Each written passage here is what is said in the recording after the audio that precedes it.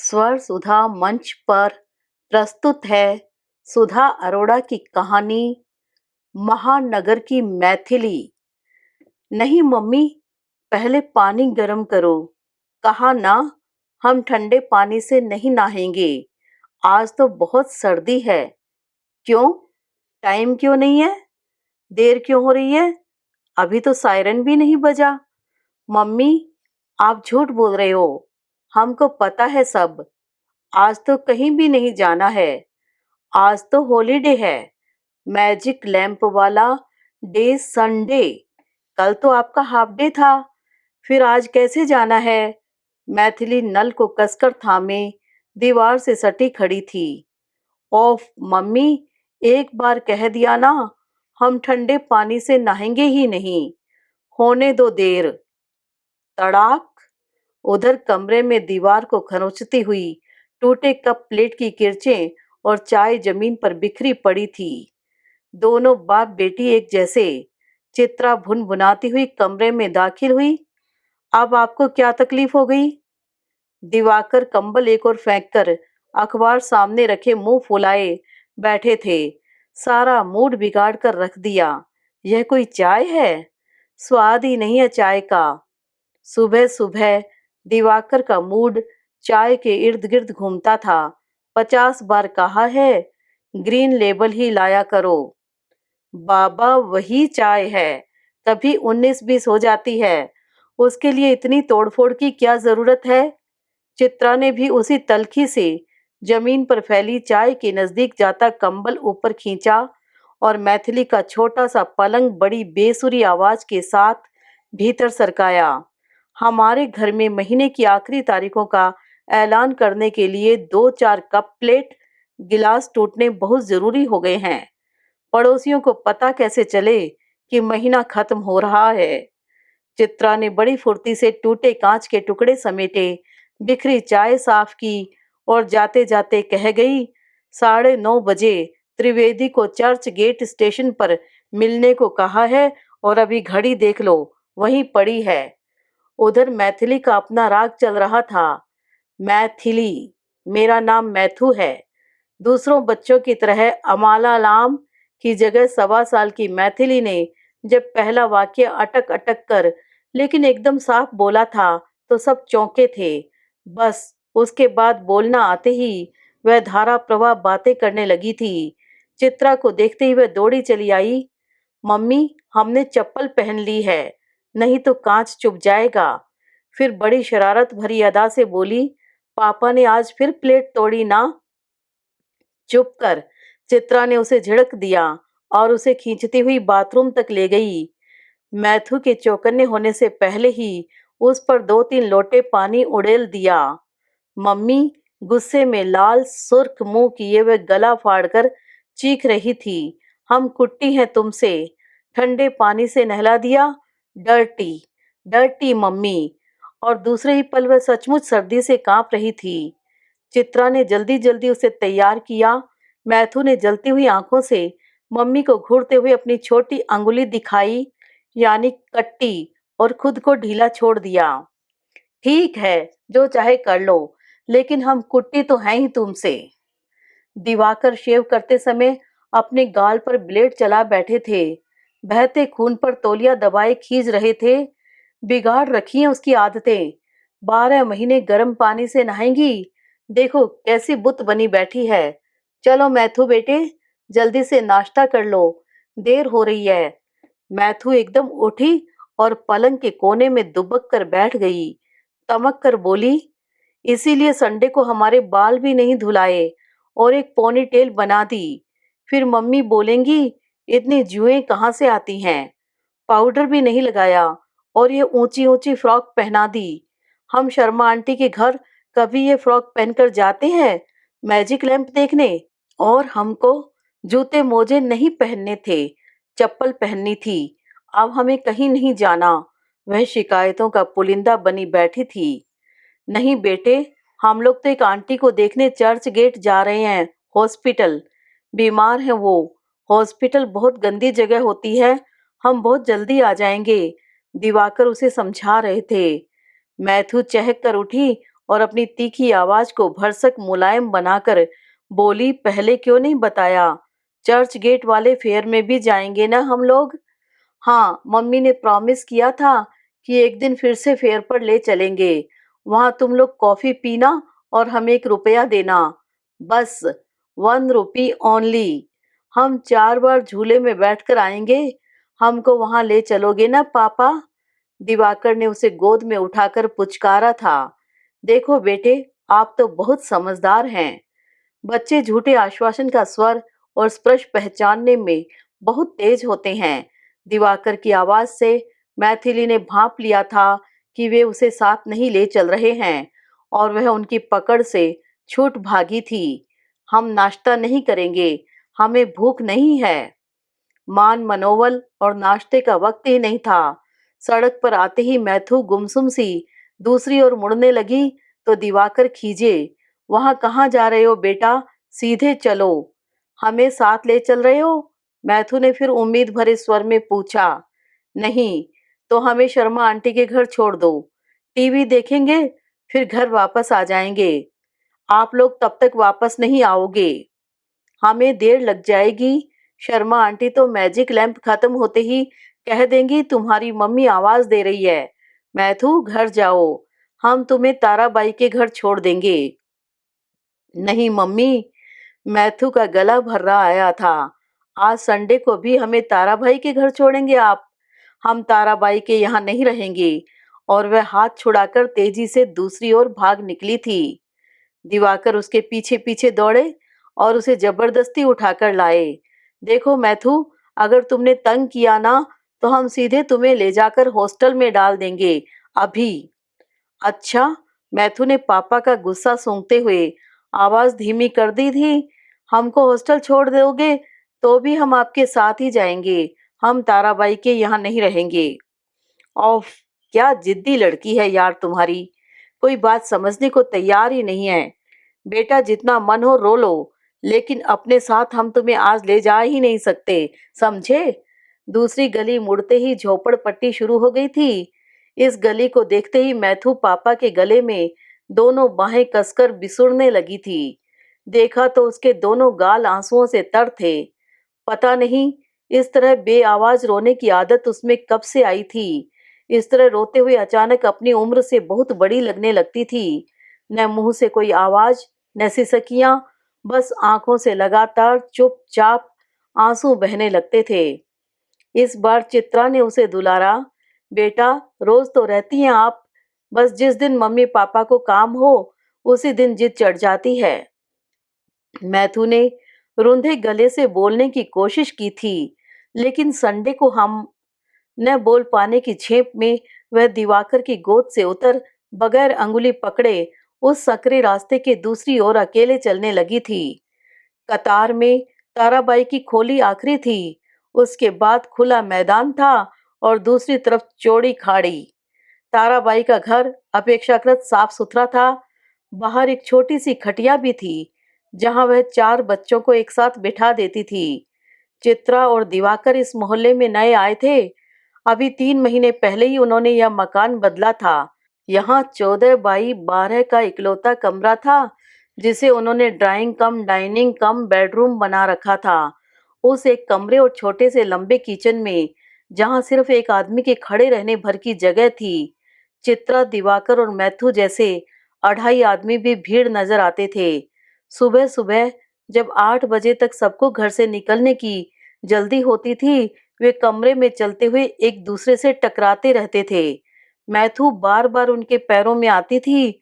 बस इस नए मकान में एक यह आराम था कि छतें टपकती नहीं थी, वरना जो मकान वे छोड़कर आए थे, वहां रसोई में ऐन खाना पकाते समय कढ़ाई के भीतर छत से बरसात का पानी टपकता था, यह जानते हुए भी कि टपकने वाला द्रव सिर्फ बारिश का पानी ही है।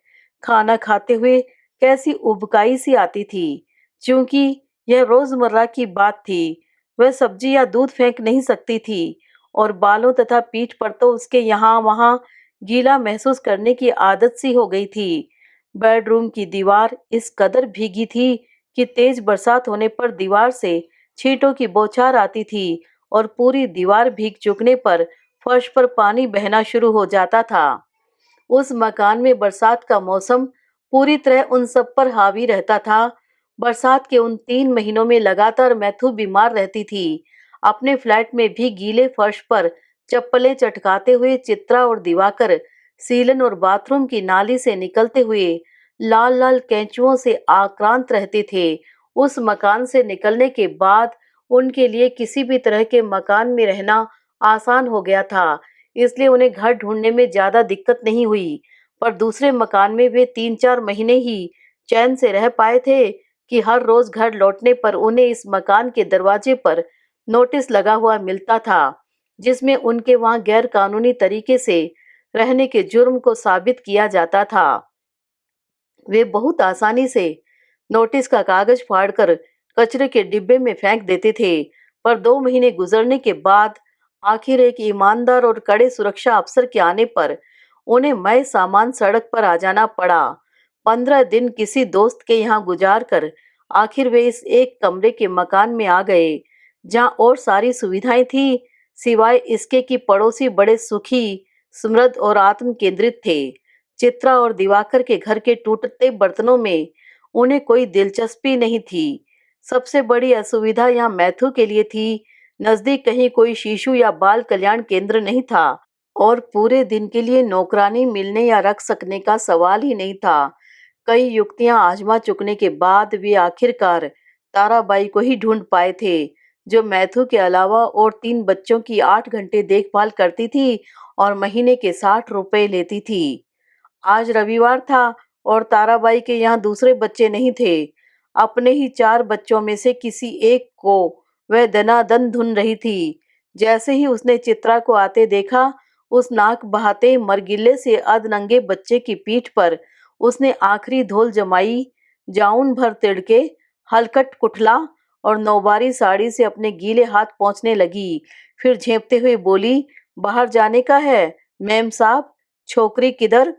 मैथु रास्ते के दूसरी ओर चुपचाप खड़ी थी। ये रे मैथु, उधर किधर जाता है? मेरे को पहचानता ही नहीं। बुलाए जाने पर मैथु धीरे धीरे रास्ता पार कर आई और खटिया पर बैठ गई, आंखें लाल और गाल भीगे हुए। झोपड़ी के भीतर एकटक जैसे वे किसी शून्य में देखे जा रही थी। अरे, मम्मी से गुस्सा है? ताराबाई उसे गुदगुदा रही थी और वह चुप। चित्रा ने पर्स से एक पैकेट निकाला और उसे थमाया। ताराबाई, ये घर से कुछ खाकर नहीं आई है। अभी इसे नाश्ता करवा देना और खाने में सिर्फ चावल दाल देना। 4-5 बजे तक हम लोग आ जाएंगे। ताराबाई, हमें जरूरी काम से जाना था। दिवाकर ने जैसे सफाई दी, फिर मैथु के गाल थपथपाए। ओके बेटा, हम जल्दी आ जाएंगे। मैथु ने न दिवाकर का हाथ झटका, न सिर घुमाया, दूसरी तरफ मुंह किए उसी तरह गुमसुम बैठी रही। ताराबाई बोलती जा रही थी, सेठ तुम फिक्र नहीं करना, अभी तुम लोग बस स्टॉप तक भी नहीं पहुंचा होएगा, इधर मैथु का कथा पुराण चालू हो जाएगा। हमारा मुल्क में इतना बड़ा घर, दादा दादी बुआ मौसी सब कितना अच्छा लोग, पपीता का झाड़, टोमेटो चिरोप, सब अक्खा दिन चालू रहेगा। अपना तो भेजा खलास कर देगा ये छोकरी। मेम साहब, तुम फिक्र नहीं करना, ये अभी ठीक हो जाएगा। ताराबाई की आवाज में चहक थी। संभवतः इस चहक की तह में 5 का कड़कड़ाता हुआ नोट था, जो शाम को उसे मिलने वाला था। इतवार और छुट्टी के दिन बच्चा संभालने के वह 5 रुपए अलग से लेती थी, जो उसकी 60 रुपए महीने की पगार में शुमार नहीं थे। चित्रा जानती थी कि मैथु अभी थोड़ी देर में सब कुछ भूल भाल कर खेलने लगेगी, पर फिर भी उसे वहां छोड़कर लौटते हुए भीतर कहीं बहुत शिथिल और असहाय होती जा रही थी। बस की क्यू में खड़े दोनों चुप बने रहे। बस जल्दी ही मिल गई और बैठते ही दिवाकर ने चित्रा को कुरेदा। अब तुम्हें क्या हो गया है? वह अभी ठीक हो जाएगी। उस दिन देखा नहीं, लौटे तो कूदती फांदती मिली कि इतनी जल्दी कैसे आ गए? नहीं, मुझे अच्छा नहीं लग रहा। मैथु कभी कभी एकदम बड़ों की तरह बिहेव करने लगती है। चित्रा रुक रुक कर बोली, कैसे बिना आवाज रोती है, बहुत नाराज होती है तो गुमसुम हो जाती है। एक रविवार ही तो मिलता है उसे हमारे साथ रहने के लिए। ऐसा कौन सा जरूरी काम है हमें 30 किलोमीटर दूर अंग्रेजी फिल्म देखने जा रहे हैं? यह अय्याशी नहीं तो और क्या है? बस यह सुनना था कि दिवाकर आग बबूला हो गए। चलती बस में एकदम खड़े होकर बोले, चलो उठो, घर चलो। साल छमाई कभी घर से निकलो भी तो सो सिर दर्द साथ चलते हैं। बैठो बैठो, बस में तमाशा मत करो। चित्रा ने संभाला। अपने बच्चे के लिए कुछ महसूस करना भी गलत है। नहीं, बस में बैठकर आप महसूस करिए। पहले सोचना था यह सब। दिवाकर अपने तई बड़बड़ाए चले जा रहे थे। आफ्टर ऑल मैथ्यू को बड़ा होना है। तुम तो जिंदगी भर उसे बच्चा ही बनाए रहोगी। हमारे साथ हर जगह कैसे चल सकती है वह? She has to learn all this. Divakar जले भुने खिड़की से बाहर देखते जा रहे थे। चित्रा अपनी सीट पर बैठे बैठे निढाल हो गई थी। दिवाकर की बातों में उसे सुबह की खराब चाय की बू आ रही थी। वह शायद अब भी कप प्लेट तोड़ने वाली मनस्थिति में थे। चित्रा ने सोचा था आज वह दिवाकर से उसके ऑफिस के समाचार सुनेगी और अपने स्टाफ के झगड़े के बारे में बताएगी, पर उनमें संवाद की स्थिति ही नहीं थी। इस नए मकान में आने के बाद वे दोनों व्यस्त हो गए। घर से चित्रा के स्कूल और दिवाकर के ऑफिस का फासला बढ़ गया था। सुबह मुंह अंधेरे 5 बजे उठकर चित्रा के हाथ मशीनी अंदाज में रोजमर्रा के काम निपटाते थे और 3 घंटों में 3 टिफिन के डिब्बे और अपने अपने सामान से लैस होकर दरवाजे पर ताला डाल 2 चाबियां अपने अपने साथ ले वे तीनों घर से बाहर निकल पड़ते थे। शाम 5 बजे तक चित्रा स्कूल से लौटते हुए सब्जी भाजी ब्रेड खरीदती हुई ताराबाई के घर से मैथू को साथ लाती हुई घर पहुंचती थी। तब सुबह का बिखरा घर समेटने और खाना बनाने खाने तक वे बुरी तरह थककर चूर हो चुकती थी। 8-9 बजे दिवाकर ऑफिस की फाइलों से लदे फंदे घर लौटते थे और इसके साथ ही वह खाना टेबल पर लगा बोझिल आंखों से सोने का इंतजार करती पाई जाती थी। इतवार को चित्रा की छुट्टी होती थी और सोमवार को दिवाकर की। दोनों की कॉमन छुट्टियां कम पड़ती थी, सो पिछले 3 महीनों में वे आपस में सिर्फ जरूरी बातें ही कर पाए थे। रोज के इस बंधे बंधाए रूटीन में कुछ अनकहे अनजाने कारणों से दिवाकर और मैथिली दोनों कुड़ते रहते थे। चित्रा को इन दोनों मोर्चों को संभालना होता था। गुस्से और जिद में एक स्वभाव होते हुए बाप और बेटी में 36 का रिश्ता था। दोनों हद दर्जे के असहनशील थे।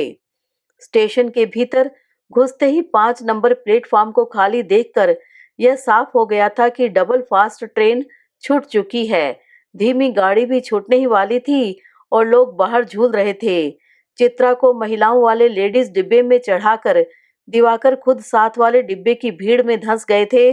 दोनों के पास द्वितीय श्रेणी के क्वार्टरली पास थे और यूं भी दोनों भीड़ में साथ यात्रा करने की मनस्थिति में नहीं थे। इतवार को भी इतने लोगों को पता नहीं कहाँ जाना होता है। चित्रा की अनुभवी आंखें पूरे डिब्बे को टटोल आई। यहाँ दादर से पहले बैठने की जगह नहीं मिलेगी और जगह मिली भी दादर पहुंचकर ही। लेकिन परेल से ही अस्त व्यस्त कपड़ों में एक थकी हुई महिला 2 बच्चों को लेकर ऐन उसके सामने आ खड़ी हुई।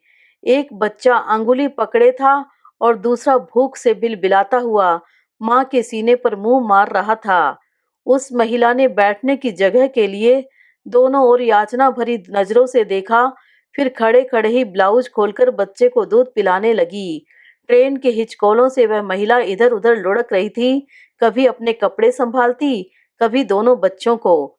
चित्रा से आखिर बैठे नहीं रहा गया और वह कपड़े झाड़ती हुई उठ खड़ी हुई। वह औरत बड़े अकृतज्ञ भाव से खाली हुई सीट पर बैठ गई। उसने भी औरों की तरह यही समझा कि उसे अगले स्टेशन पर उतरना होगा, लेकिन यह चित्रा की कस्बाई प्रवृत्ति थी कि वह जब तब बूढ़ी और बाल बच्चों वाली महिलाओं को जगह दे दिया करती थी, वरना बंबई में उनके लिए कोई रियायत नहीं थी। लोकल का टिकट लेना हो या बस का क्यू हो, उन्हें अपने नंबर का इंतजार सबके साथ करना पड़ता था। महिलाएं भी उसी अनुपात में रूखी और बेदिल थी। घर से ऑफिस तक रोज ट्रेन में आने जाने के समय में वे पर्स और थैले बुनती थी, रोज मिलने वाली महिला सहयात्रियों से बेखबर।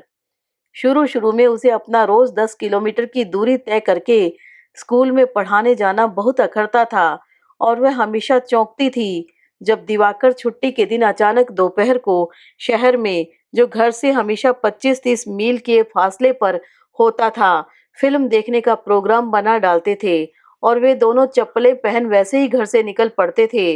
दिवाकर उसे चिढ़ाते कि वह बंबई में रहते हुए भी इस महानगर को अपने 3 वर्ग मील के क्षेत्र में फैले कस्बे की ही नजर से देखती है। दिवाकर के ऑफिस में लोग ठाणा, कल्याण और उससे आगे पुणे से भी रोज काम करने के लिए आते थे और उनका अधिकांश दिन सफर में ही गुजरता था। इन सब के मुकाबले उसे अपने आप को वाकई खुशकिस्मत महसूस करना चाहिए था कि उसका स्कूल घर से सिर्फ 10 किलोमीटर के फासले पर था। लेकिन हर साल गर्मी की छुट्टियों में मैथु को लेकर अपने कस्बे में 1.5 महीना गुजारते हुए उसे वहां के हर आदमी से ईर्ष्या होती थी। वहां का हर इंसान इतना संतुष्ट, सुखी और अवकाश प्राप्त दिखाई देता था कि अपनी बंबई की भाग दौड़ वाली मशीनी जिंदगी उसे कहीं भीतर से तोड़ती हुई महसूस होती थी। हर बार उस कस्बे में लौटने के बाद वह दिवाकर को बड़ी गंभीरता पूर्वक राय देती कि अब वह किसी और शहर में नौकरी तलाश करे। यह महानगर तो सिर्फ गरीबों के लिए 2 जून की रोटी का जुगाड़ कर सकता है या व्यापारियों, पैसे वालों और अफसरों के लिए ही है। नौकरी पेशा निम्न मध्यम वर्ग यहाँ मरते दम तक अपनी परेशानियों से उबर नहीं सकता। दिवाकर भी 2-4 दिन अखबारों की वांट्स देखते, अर्जियां भेजते, पर हफ्ता बीतते न बीतते सब कुछ फिर से फास्ट, सिंगल फास्ट और डबल फास्ट, लोकल की मशीनी रफ्तार में जब हो जाता।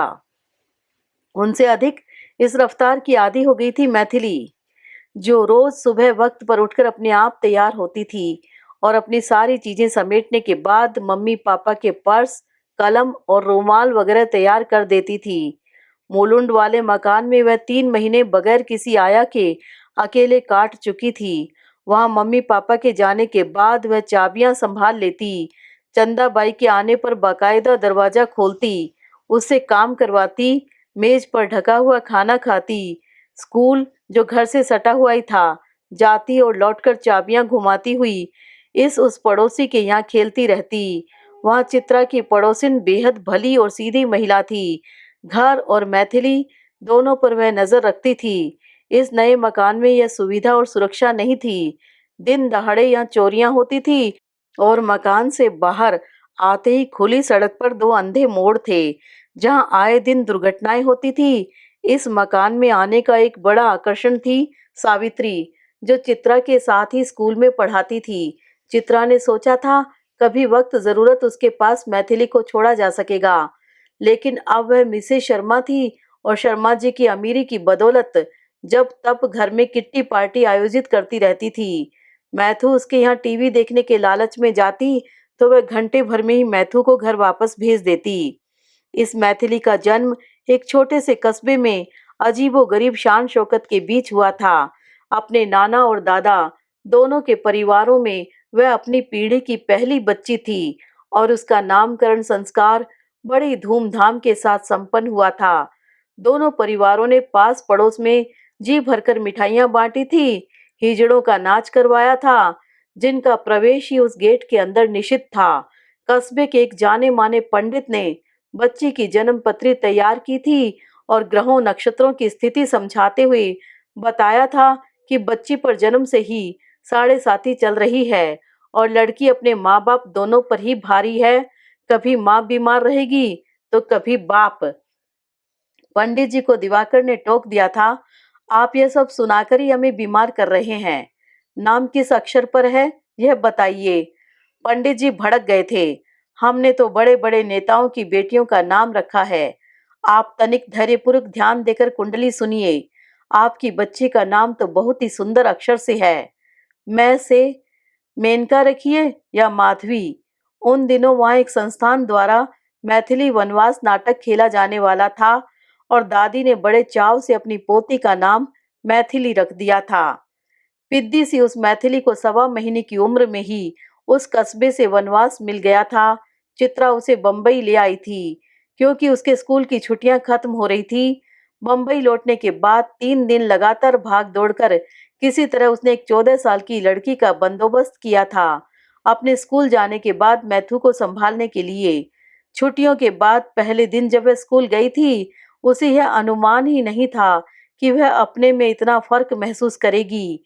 स्कूल में दिन भर उसका मन नहीं लगा और वह छुट्टी होने के इंतजार में खोई खोई सी बैठी रही।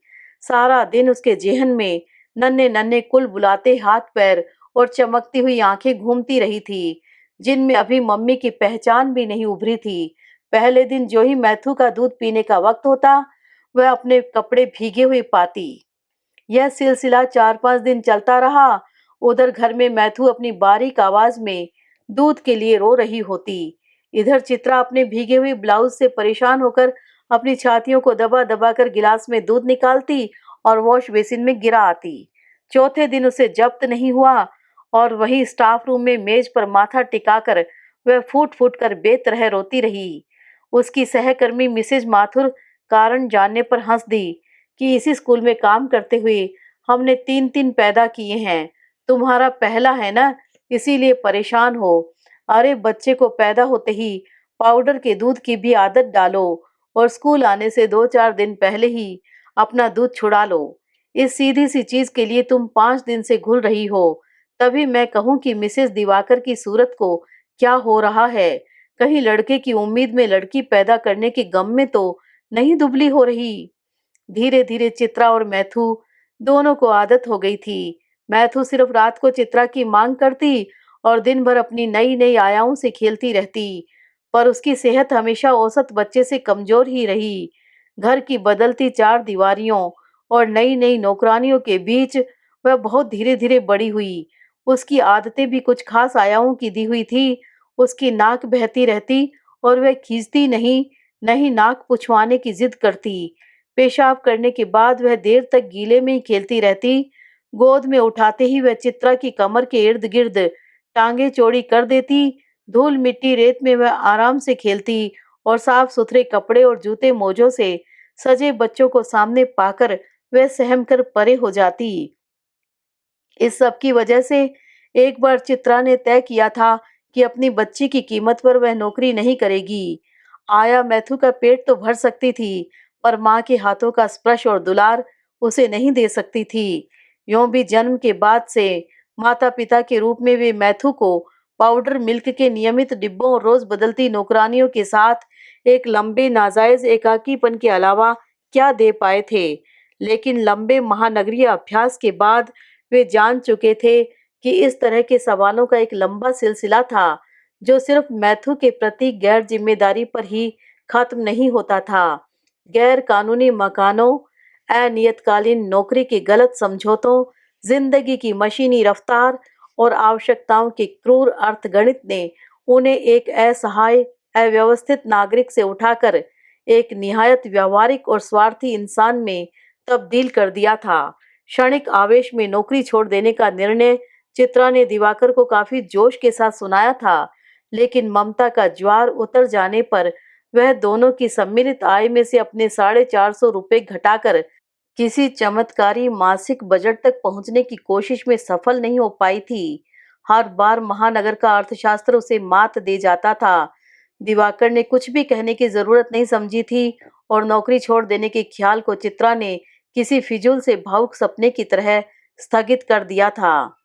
जब उन्होंने चौथा मकान बदला, तब मैथिली पौने 4 साल की थी। यो मकान बदलने का कोई विशेष महत्व नहीं था, पर मुलुंड स्थित पिछले मकान की पड़ोसिन से मैथु को खासा मोह हो गया था। वहां से आने के बाद मैथिली ने हफ्ते भर ठीक से खाना नहीं खाया। वह बार बार जिद करती कि वह मकान क्यों छोड़ा, हमें आंटी के पास ही रहना था।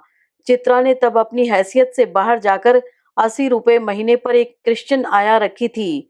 लेकिन 10 दिन के बाद ही चित्रा ने देखा कि महीने भर का राशन पानी साफ था। आया के चेहरे की रंगत बदल गई थी और मैथु दुबली होती जा रही थी। उसने आया बदल दी और एक छोटी लड़की रख ली, पर वह लड़की 2 दिन में ही बिदक गई कि वह सिर्फ उस घर में अक्खा दिन का काम करेगी जहाँ टीवी होगा। चित्रा दिवाकर के पास न तो टीवी खरीदने के लिए पैसा था, न टीवी देखने के लिए वक्त। मैथु भी समझदार हो चली थी। खुद को बहलाने के उसने स्वयं ही कई साधन ढूंढ निकाले थे। कई शौक पैदा कर लिए थे। वह अपने आप से बातें करती, आईने के सामने खड़े होकर तरह-तरह के मुँह बनाती, अभिनय करती। जब तब कागज, कूची और रंगों के डिब्बे फैलाए बैठी रहती। स्कूल जाना तो उसने 2.25 साल की उम्र से ही शुरू कर दिया था। नए मकान में आते ही मैथिली बड़े स्कूल में जाने लगी थी। क्योंकि स्कूल ताराबाई के घर से नजदीक था, ताराबाई ही मैथू को स्कूल लेने छोड़ने जाती थी। पहले ही दिन स्कूल से लौटने पर मैथू ने मुंह फुलाकर चित्रा से कहा, मम्मी, आपने हमारा इतना गंदा नाम क्यों रखा? गंदा नाम? चित्रा चौंकी। मैथिली अच्छा नाम नहीं है क्या? छी, मैडम को तो हमारा नाम समझ में भी नहीं आता था। पूछ रही थी मैथिली का मतलब क्या होता है।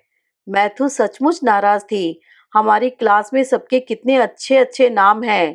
कैथरीन, रम्या, सुरभि, लिली, रुचि, रेशमा और एक सोनम है, राजुल है। रम्या कहती थी, मैथिली तो मैथीचा साग होता है। हम क्या मैथीचा साग हैं? चित्रा ने उसे समझाया, बेटा यह शिकायत तो हर बेटी को अपनी माँ से होती है, चाहे कितना भी अच्छा नाम रख लो। मैं जब छोटी थी न तो तुम्हारी तरह नानी को कहती थी, मेरा नाम चित्रा क्यों रखा? जब आप बड़े होगे तो अपना नाम बदल लेना। आप बड़े नहीं हुए क्या? मैथू पूछ उठी थी। फिर आपने अपना नाम क्यों नहीं बदला? हम तो अपना नाम अभी बदलेंगे। हमारा नाम, उसने सोचकर कहा, चित्रा रख दो। चित्रा को हंसी आ गई। वह 2 बच्चों वाली महिला, जिसे चित्रा ने बैठने की जगह दी थी, घबरा गई। चित्रा की नजरें शायद उसी पर टिकी थी। वह औरत एहतियात से अपने ब्लाउज के बटन बंद करने लगी कि शायद चित्रा उसका ब्लाउज ऊपर चढ़ा हुआ देखकर हंस रही है। कपड़े ठीक करने के बाद वह चित्रा को गुस्से से घूरने लगी। चर्च गेट पर दिवाकर साथ वाले डिब्बे से कूदकर आते ऐसे लगे जैसे किला फतेह कर आए हों। शायद मर्दों के डिब्बे में भी उतनी ही भीड़ थी। बस की नाराजगी और बहस स्लो गाड़ी की सुस्त चाल में खो चुकी थी। थकान के बावजूद दोनों अब फिल्म देखने के लिए मानसिक रूप से अपने को तरोताजा महसूस करने की कोशिश में थे। जिस आसानी से वे चर्च गेट पहुंच गए थे, लौटते हुए उन्हें उम्मीद नहीं थी कि इतनी देर लगेगी। पर माहिम और बांद्रा के बीच पाइपलाइन फट जाने से कई गाड़ियां कैंसिल हो गई थी और बसों के लिए बहुत लंबी कतार थी। आखिरकार बस में 2.25 घंटे की यात्रा कर जब वे बोरीवली पहुंचे तो भूल चुके थे कि जिस फिल्म को देखने के लिए वे 60 किलोमीटर का सफर तय कर चुके हैं, उसका विषय क्या था। ताराबाई की झोपड़ी वाली गली तक आते ही उनके कदम धीमे हो गए थे। उन्हें उम्मीद थी कि मैथू दूर से ही उन्हें देख गली के नुक्कड़ तक भागी आएगी। उन्हें काफी देर भी हो गई थी लौटने में, पर ताराबाई की खोली तक पहुंचकर भी उन्हें मैथू नहीं दिखी। ताराबाई भीतर से निकल कर आई, बहुत देर लगाया मेम साहब, ऐसा नहीं करने का। मेरे को भी रविवार को घर में काम होता है, अभी देख लेने का मैथू को। तिक्कड़ बसली हाय, छोकरी कुछ खाया नहीं पिया नहीं, खेलने का भी नहीं, बात की नहीं करने का।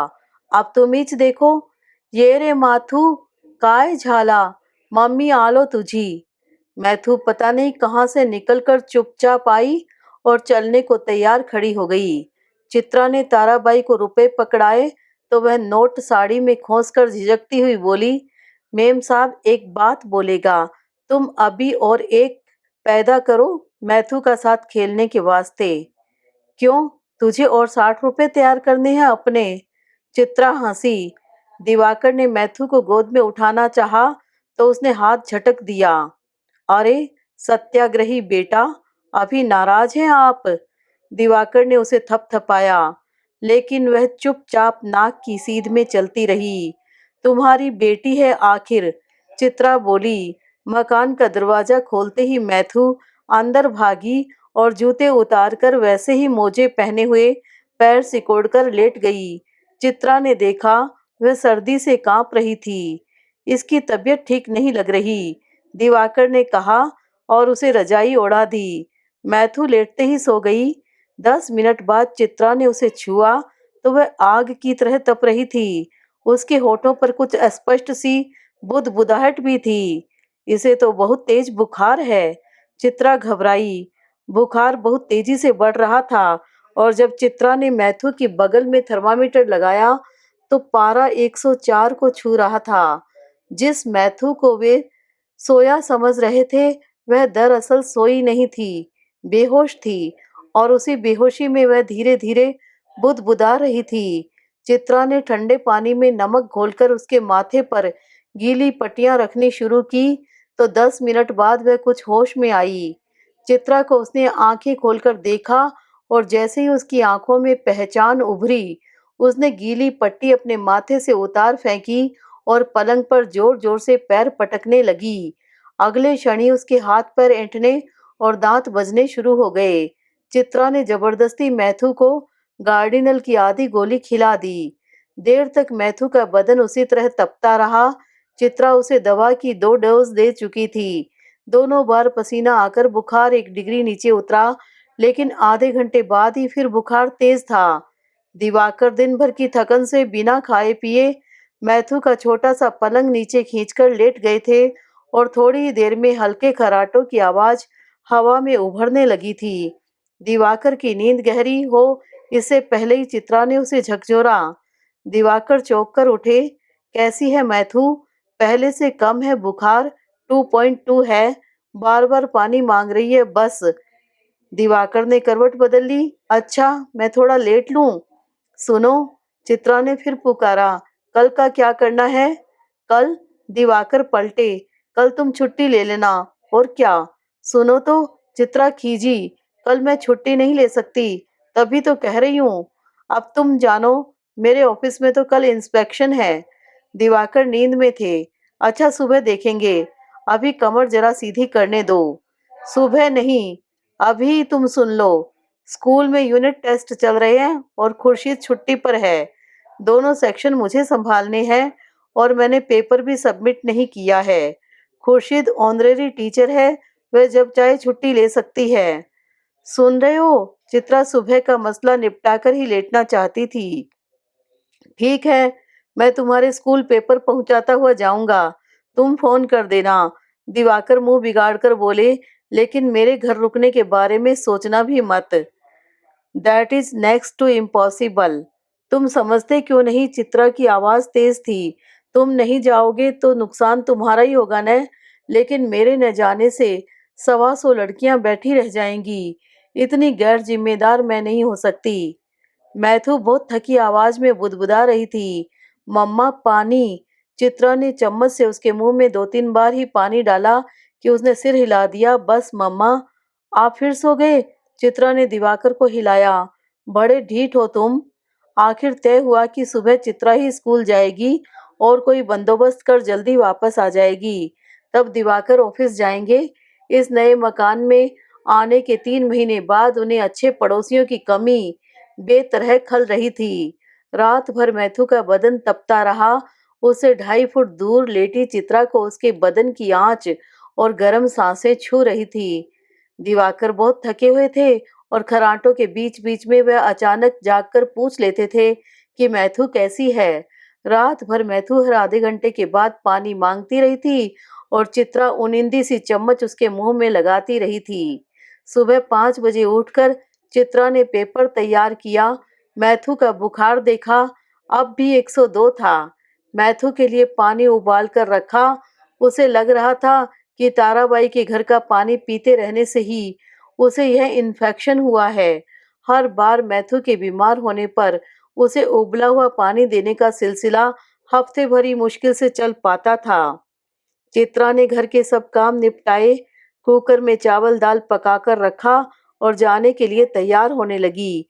दिवाकर को उठाते हुए उसने देखा कि मैथु टुकुर टुकुर उसकी ओर देखे जा रही है। चित्रा उस पर झुकी। कैसे हैं बेटे आप? और उसने मैथु के माथे को चूम लिया। बुखार अब भी तेज ही था। मैथु को उसने दवा दी और कहा, हम जल्द आ जाएंगे बेटा, पापा से दवा ले लेना और थोड़ा सा दूध भी पी लेना।